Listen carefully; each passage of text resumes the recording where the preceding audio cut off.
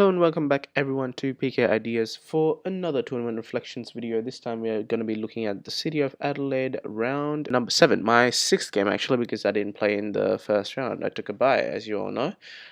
So this game I was Kyle Lever over here that you can see, and Kyle is the highest seeded player in the whole tournament, and I was going in playing white. So my whole idea in terms of this game was to either come up with a win or a draw. Unfortunately, with the score over here, you can see that unfortunately I lost. So this was the first loss that I suffered in the tournament. So it's going to be an instructive game. So let's have a look at it. First move d4 followed by knight f6, knight f3, g6, bishop f4, bishop g7, and now h3. So this is sort of a London system.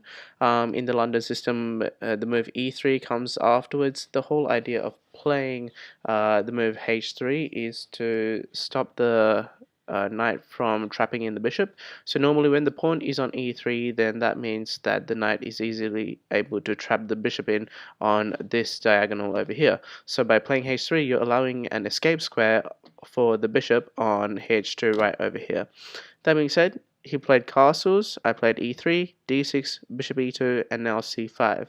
Now the reason why I play bishop e2 is that normally in the London system, bishop to d3 occurs. And after bishop to d3, the whole idea is that you attack this h7 pawn, but unfortunately with the pawn on g6 you can't necessarily do that. So what I have to do in this position is to develop the bishop to a different place, to e2, and then prepare something like c4 or c3. That being said, c3, knight b d7, castles, b6, queen b3, and bishop to b7. The whole idea of playing queen to b3 is to once again put pressure on this b file. This bishop on f4 is already putting pressure on the b8 square in this diagonal, and as soon as this pawn goes and this pawn goes, white's got control of one of the major initiatives in black's position, which is his queen side. So a4, c takes d4, and e takes d4. Now instead of e takes d4, the better move obviously was c takes d4. This is simply because it allows the rook to come over here and take over the open file, and it creates competition over the open file, which e takes d4 doesn't. E takes d4 allows me to put a rook on the e file and put pressure down the e file. So two different ideas doing two different things in two different parts of the board. Knight to d5, bishop to h2, bishop to h6.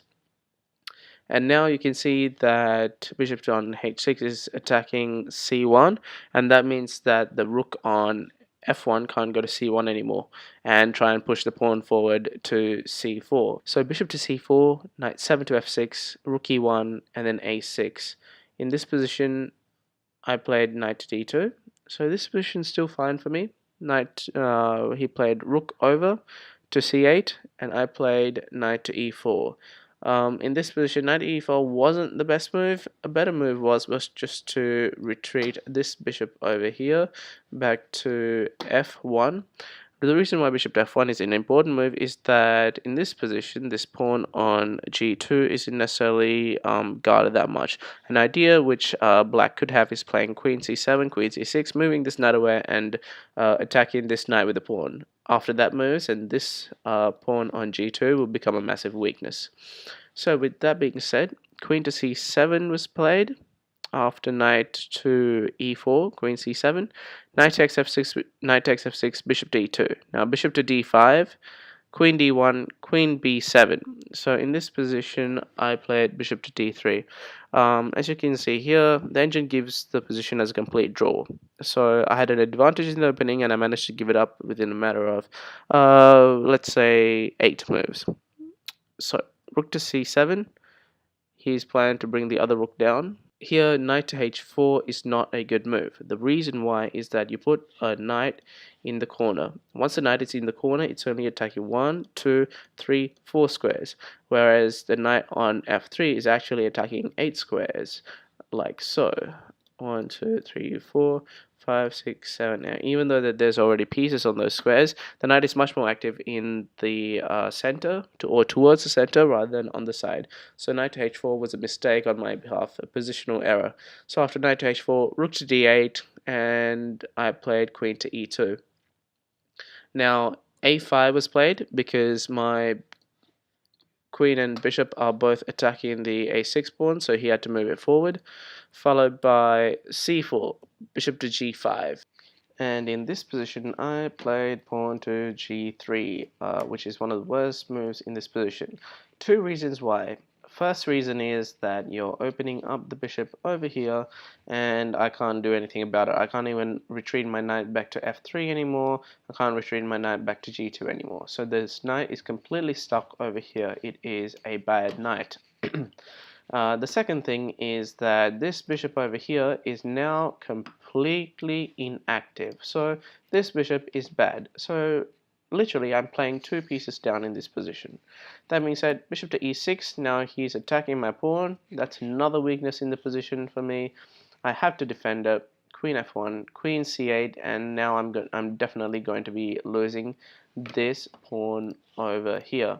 So instead of losing the pawn, I decided to instead exchange the rook for the bishop, and now I am completely playing without a rook because my extra piece, which I'm supposed to have for the rook, is actually stuck behind a useless pawn on g3. So knight to f3, bishop to h6, g4, bishop g7, rook e1, queen c8, b3, knight to d7. Now this position is completely lost for me. As you can see, the engine says it's minus 1.1. Now I decided to take my chances and do rook takes e7.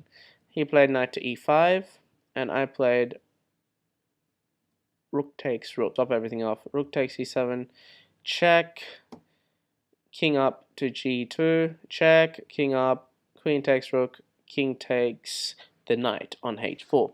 So in this position, if we evaluate everything out, in terms of pawns, I am a pawn up, but I'm going to be losing this pawn on d5, d4 really soon. As you can see, bishop takes d4. So I play queen to e2, try and centralizing my queen. He plays queen out. I play the king back to defend my pawn on f2. He plays queen check, queen takes, pawn takes, and now I play bishop to e4. My best bet in this position is to try and keep the position as solid as possible, so not allowing his pieces to come down and attack me, especially his rook over here. If the rook comes down to the back rank, then the game is as good as over. So he played h6, and I play king over, king up, bishop to g3, rook f8, and I play bishop to d5. So in this position, I am simply trying to block off all the ranks and all the files which he can come through with his rook. So f5, g takes f5, g takes f5, bishop to h4. Now he's opened up another file over here, which is extremely good for him. Bishop to c5, king to e2, king to g6, f3.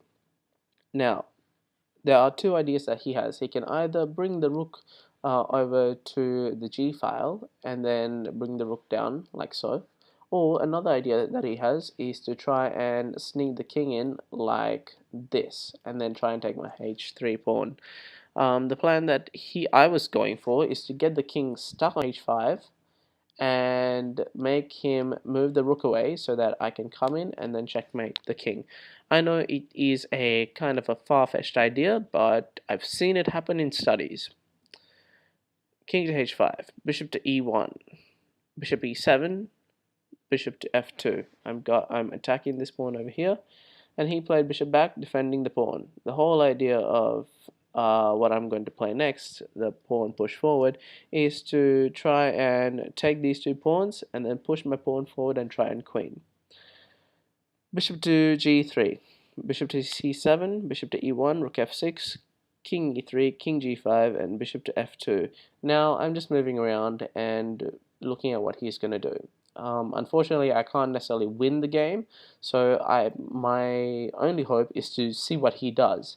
Otherwise, the game is resignable. In fact, it's resignable over here, but I'm just hanging on to see if he can actually manage a win out of this.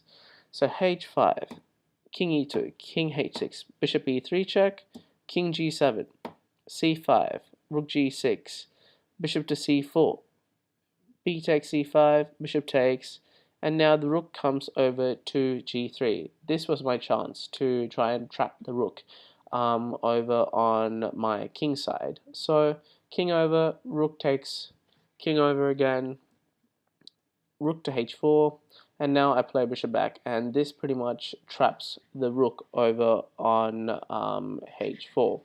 So the rook on h4 has a few different choices that he can do. First of all, he can move over here to f4 and try and escape with the rook, or he just simply takes my bishop, or he does what he played and plays rook to d4. The whole idea of a bishop ending is that there's two ways to win. Either your pawns are together or your pawns are far spread apart. It means that one bishop will not be able to handle all the pawns. So rook to d4 was played, bishop takes, pawn takes, king h3, king g6. Black has two isolated pass pawns, and my bishop and king are used to defend both isolated pass pawns, meaning that he's got a free king over here which can come out here, take my pawns, and win the game. And that's exactly what happened after king h4, bishop d8 check, king g3, h4 check, king f2, king g5. The king's going to come in soon, and the pawn's going to advance soon as well. So that being said, that is the end of the game. Unfortunate game. I was leading the tournament by now, and so was Kyle. We were on an equal amount of points because I had a draw with Colin Cloudsail before this. So after this game, this put me a point behind Kyle with 2 more rounds to go, since the tournament was a 9-round tournament. So with 2 rounds to go, I was a point behind, and the only way that I could catch up was if either Kyle lost both games or if he drew both games and I won both games. And as you know, I got equal first with him, so something like that must have happened. So stay tuned. So with that being said, that's the end of the game. I hope you guys enjoyed this video. Something to take out of this game is to try and maintain an opening advantage, especially when you're white. As you're black, it's really hard to maintain an opening advantage because you're starting with the tempo down, but as white, it's really simple. So as long as you maintain that, as Engine points out, it's going to be an easier win than when you are black. So hope you guys learned something. With that being said, don't forget to like, subscribe, and share. Comment down below what you thought about the game and any analysis that I had missed. Your help is always appreciated. Thank you for Dino for last time for commenting on something that I had missed, so thanks to him. So with that being said, thank you, and I'll see you next time.